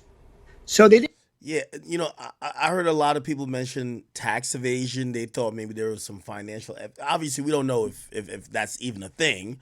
But, people are thinking, they want to get this guy. Like, we spoke to Myron last night and said, the government is in this thing for millions. They've spent millions of dollars of taxpayer money in investigating this thing, doing these raids, monitoring phone taps, going through surveillance footage, phone records, all of these things that can compile a case. You want a big result, right? Didn't do that here. It was bare bones, and I'm not so sure it was done without great thought. I don't think they wanted to marry themselves to specific acts just in case they don't have them at the time of trial. I don't know what people have said before the grand jury. And keep in mind, you can only indict by what you presented in front of a grand jury. And so they probably kept it, as simplistic as they could, because juries can get confused, they can get distracted. And then if some of those other counts that you've overcharged go wrong, it could lead to a real problem for the government. So they kept it simple. That's so interesting. So there is a possibility that more was presented to the grand jury, and the grand jury said there wasn't enough probable cause for these other things you're asking us to come back for, but there is probable cause for these three counts. Could be that. You could also see a superseding indictment. I've seen that time and time again, where you get the indictment, 2-3 weeks from now, a month from now, they supersede. I don't think they're going to do that here. They took a lot of time. Charge him with additional crimes? Oh, yeah. They have the ability, probably within the next month or two, to supersede this indictment anytime they wish, quite frankly. I don't think they will. I mean, this is the kind of high-profile case. They gave a lot of thought to this, and they wanted it done this way, and it's going to be a war. It's interesting you say that, because Damian Williams, the United States Attorney, when he held the press conference today, he said nothing's off the table. Whether that is charging more, that's charging Sean Combs with additional crimes, or charging other people. There's co-conspirators in this. He's the only one charged right now. I don't know if they're cooperating or he's looking for more to cooperate or more people will be charged. But he was very clear in the bail package letter and also when he spoke today that this is an ongoing investigation. What do you take away from that? Yeah, I mean, if that's what he said, then look out, because he will be charging other people. I was stunned that other people weren't charged. You always charge as many defendants as you can provide probable cause for. Why? You want them to flip. You want to put pressure on them for their lawyers to say, hey, listen, you're facing a life sentence. You better get on the government's team. So this was really surprising to me. A, because it was just him. B, because of its brevity. So maybe what you're going to see is 2 or 3 more shoes dropping.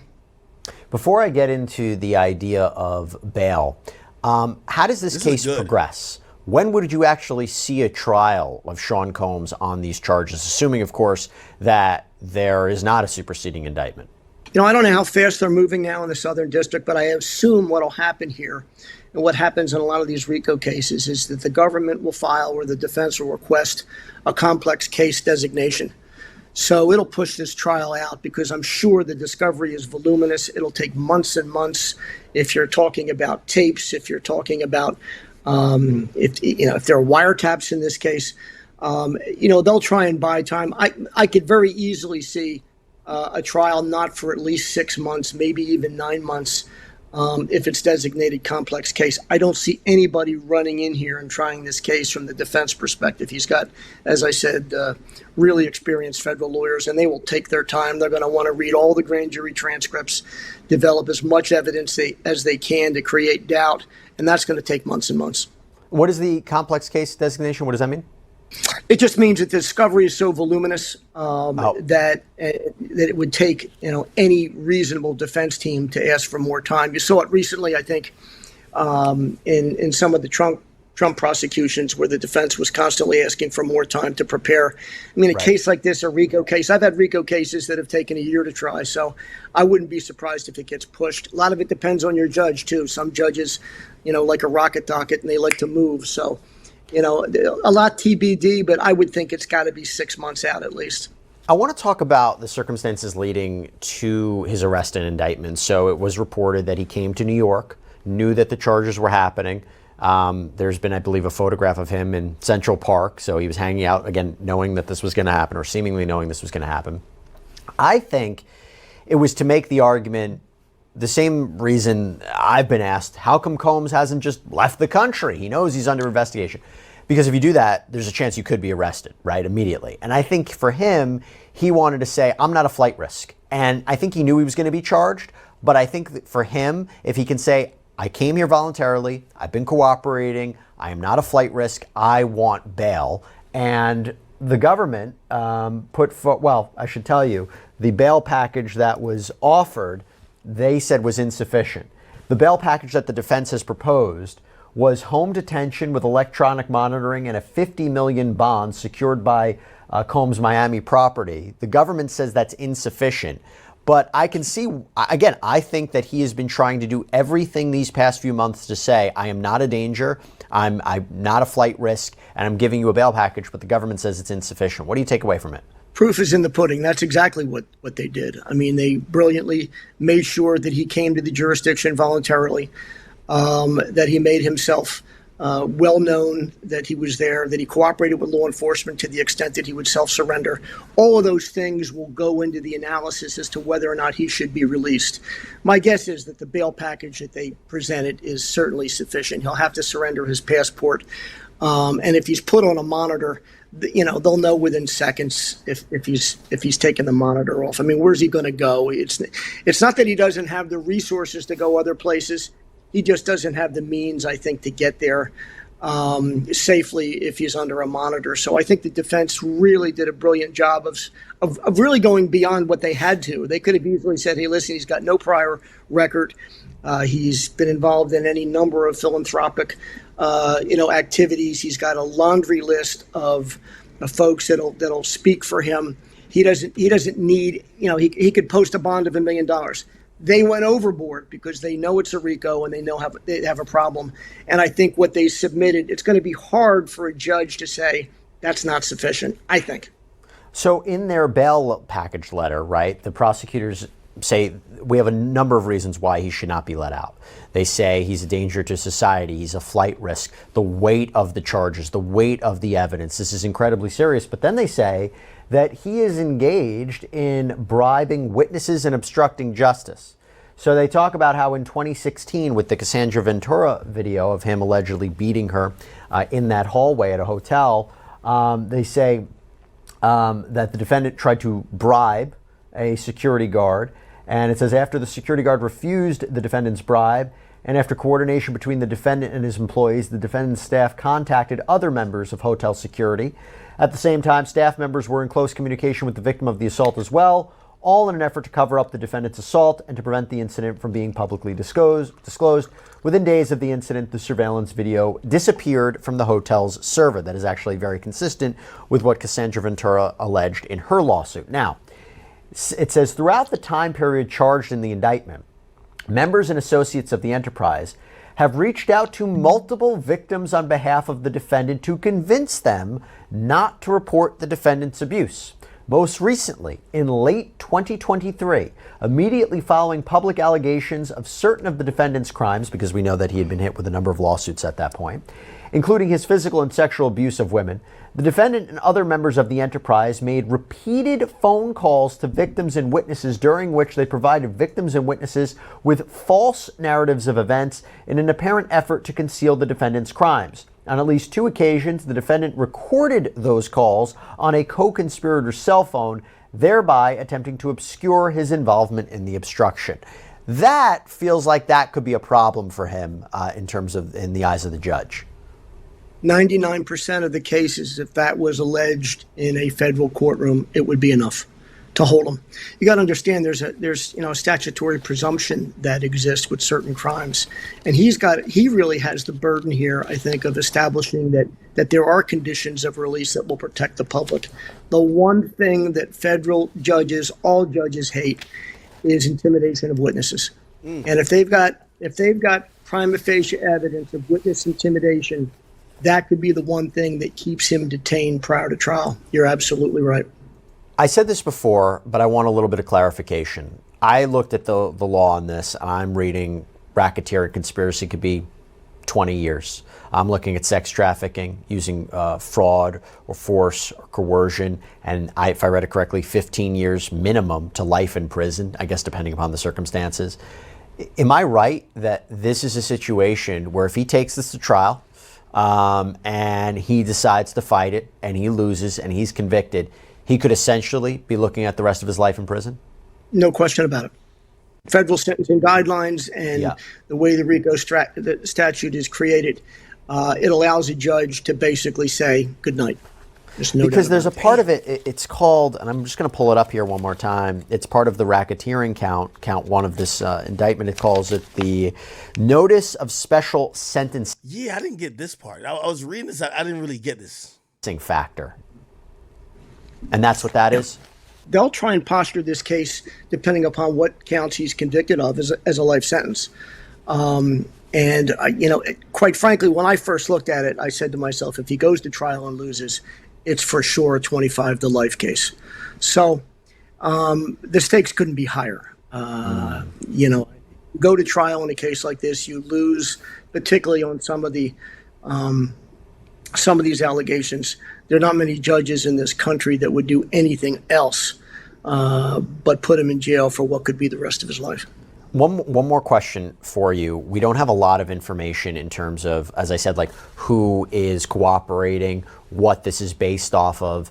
But in a federal case like this, maybe in a racketeering case like this, as I said, they're not trying him with forced labor crimes. They're not trying him for kidnapping. They don't have to prove that beyond I guess they have to prove it in order to prove the racketeering case, but he's not being charged with that. There's been a number of people who have asserted claims against him dating back years, so past the statute of limitations on criminal charges, assaults, sexual assaults back from the 90s.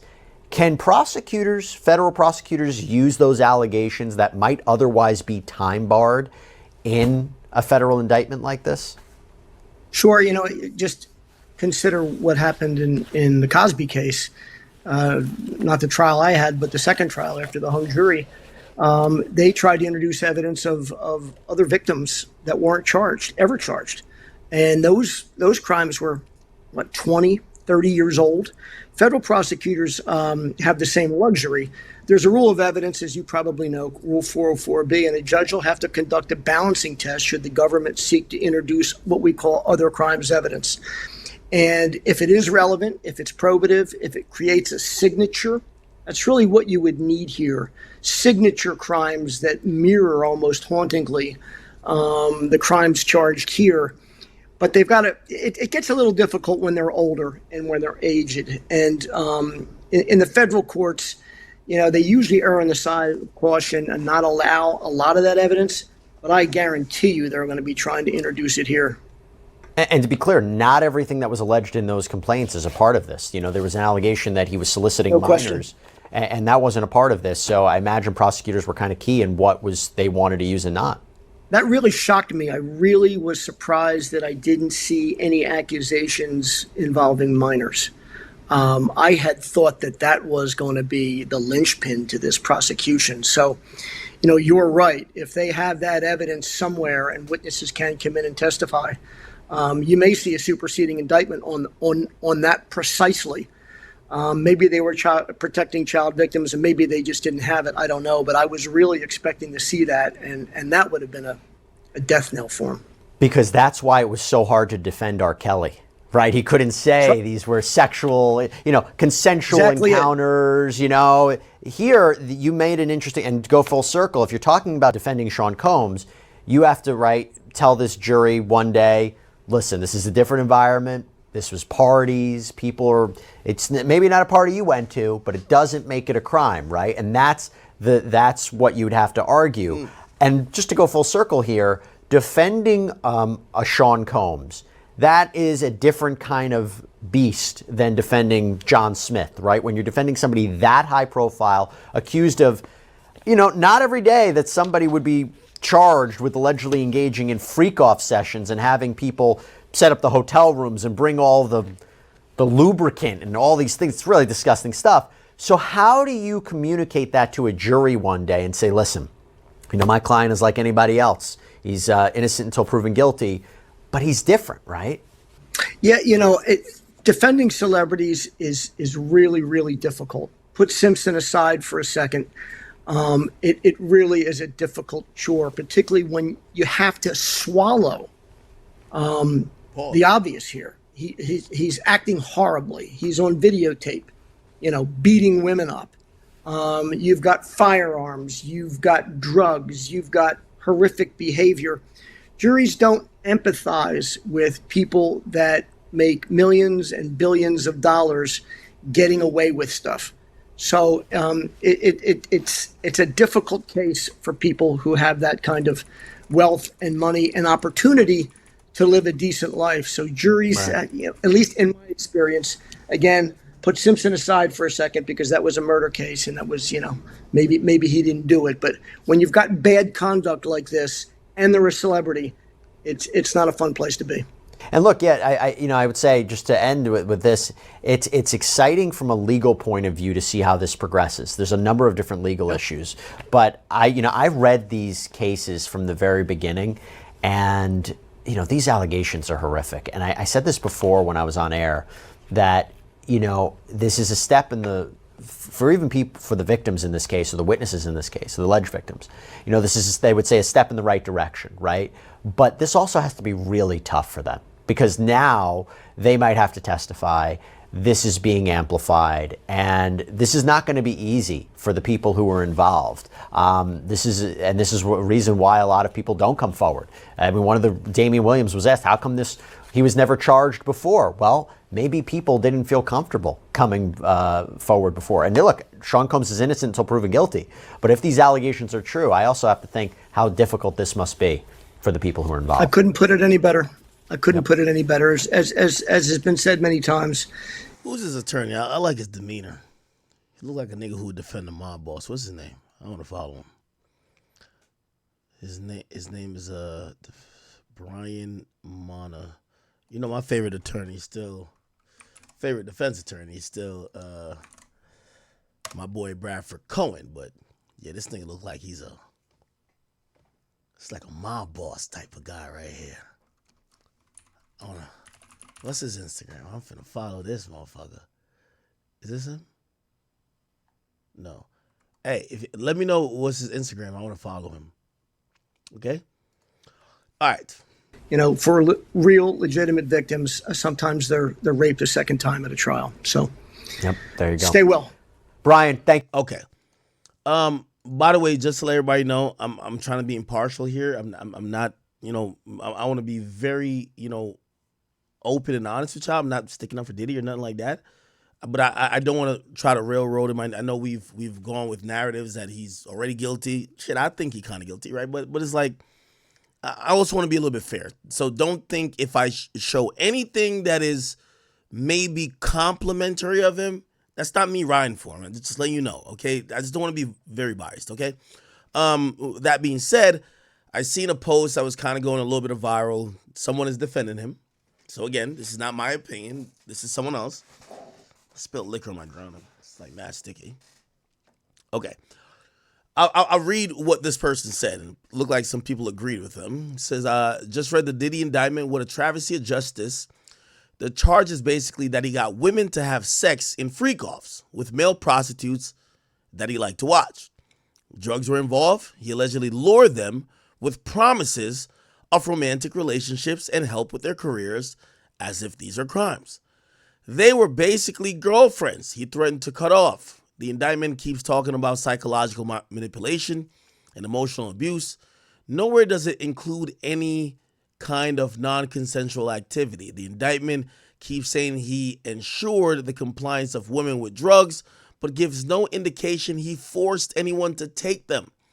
What's confusing is that the men were prostitutes here, and how the feds are charging him with sex trafficking, but the male prostitutes were not abused. Now, again, I mean, that's kind of a valid point. If we're saying that the people, but we're not sure if the feds are only saying the male prostitutes were sex trafficked. I think they were saying everybody's sex trafficked. Because again, Diddy had multiple places, LA, Miami, New York. He was going everywhere and having freak-offs and flying people in at times, not only prostitutes. But anyway, let me keep reading. So they combined the men being prostitutes with the bad treatment of the female girlfriends to create a sex trafficking charge full of salacious details. The indictment does allege he assaulted women, and if so, he could be charged with physical assault. But that's not what they're doing here. Freak-offs do not make you a sex trafficker. This is a ridiculous abuse of government power. This is the full indictment. We've already went through this, or not really fully went through it, but what do you think about that? I don't know. Okay. Bradford Cole might be on here shortly. You know, he said he was in transit. He's moving back to, or going back to a location that would be able to get on the stream. We don't know if we'll be able to get him. However, we did have something more. Hold on, give me a second. Oh yeah, okay, so I read that. Where's the other thing that I wanted to like? Oh, this. Taking selfies, not knowing the legal hammer that was about to come down on him. These are the last photos and video of Sean Combs in New York right before he was arrested and charged with stomach-churning crimes.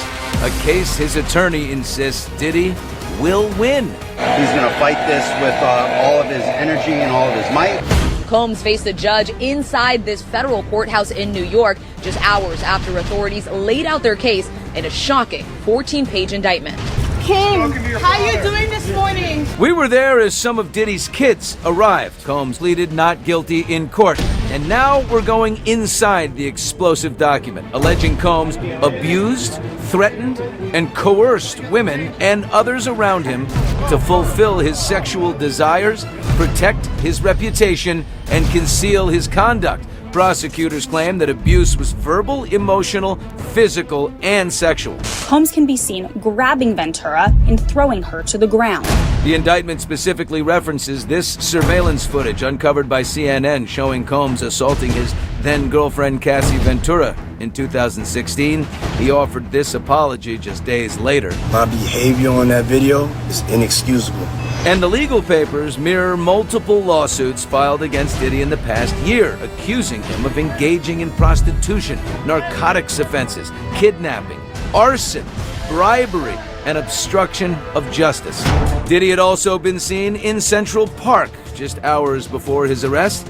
He had arrived in New York a couple of weeks ago, specifically expecting the indictment would be handed down. He came here to surrender at a time agreeable to the U.S. Attorney's Office, and then they arrested him last night. The court papers also reveal new details about the raids carried out in March.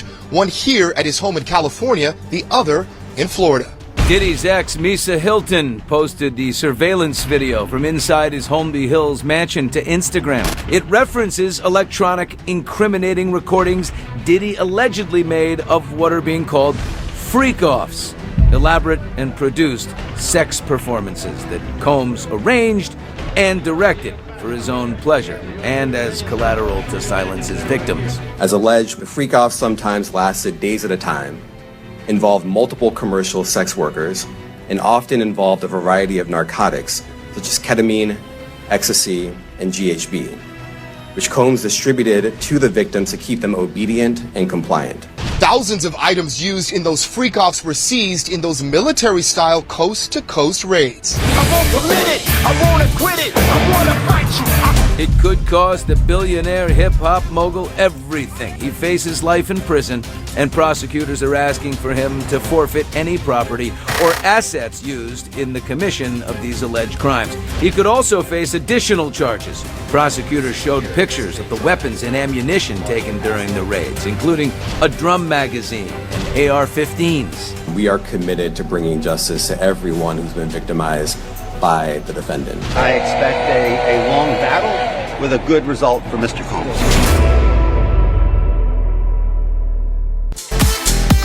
Okay. Yeah. Fucking crazy. Where's the video I was trying to find? Is it this? No. We're gonna get back to this a little. It really? Ooh, yes. We're gonna play this.